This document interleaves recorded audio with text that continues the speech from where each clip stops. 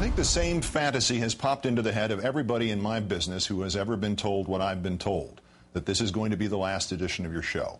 You go directly to the scene from the movie Network, complete with the pajamas and the raincoat, and you go off on an existential, otherworldly, verbal journey of unutterable profundity and vision. You damn the impediments and you insist upon the insurrections, and then you emit Peter Finch's guttural, resonant "so."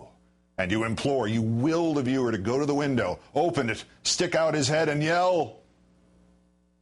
Well, you know the rest. In the mundane world of television goodbyes, reality is laughably uncooperative.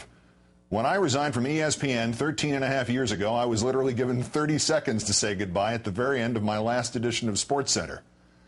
As God is my witness, in the commercial break just before the emotional moment, the producer got into my earpiece and he said, can you cut it down to 15 seconds so we can get in this tennis result from Stuttgart?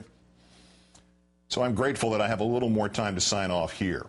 Regardless, this is the last edition of Countdown. It is just under 8 years since I returned to MSNBC. I was supposed to fill in for the late Jerry Nachman for exactly 3 days.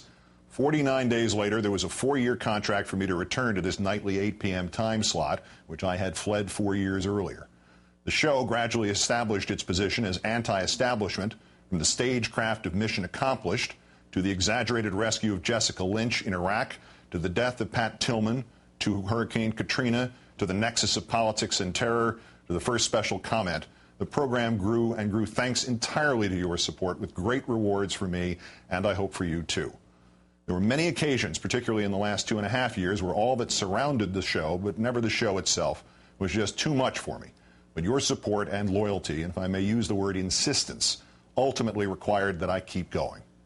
My gratitude to you is boundless, and if you think I've done any good here, imagine how it looked from this end as you donated $2 million to the National Association of Free Clinics, and my dying father watched from his hospital bed, transcendently comforted that his struggles were inspiring such overwhelming good for people he and I and you would never meet, but would always know. This may be the only television program wherein the host was much more in awe of the audience than vice versa. You will always be in my heart for that, and for the donations to the Cranick family in Tennessee and these victims of governmental heartlessness in Arizona, to say nothing of every letter and email and tweet and wave and handshake and online petition. Time ebbs here, and I want to close with one more Thurber story. It is still Friday. So let me thank my gifted staff here and just a few of the many people here who fought with me and for me. Eric Sorensen, Phil Alonji, Neil Shapiro, Michael Weissman, the late David Bloom, John Palmer, Alana Russo, Monica Novotny, my dear friends Rachel Maddow and Bob Costas, and my greatest protector and most indefatigable cheerleader, the late Tim Russert.